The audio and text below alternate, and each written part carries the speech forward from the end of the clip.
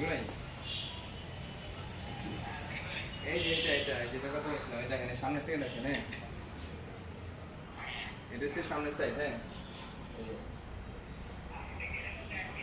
21-টা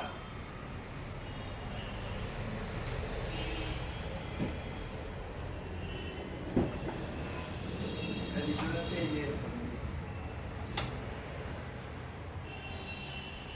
তারপরে যে ইয়ে লাগানো, যে পর্দা মর্দা লাগানো কি, যে কম স্কে পর্দা টর্দা লাগানো সব পুরো গাড়িতে। এটা ওরা তো বলে জিআই প্রিমিয়াম, কিন্তু ইয়েতে দেখলাম জিআই লেখা।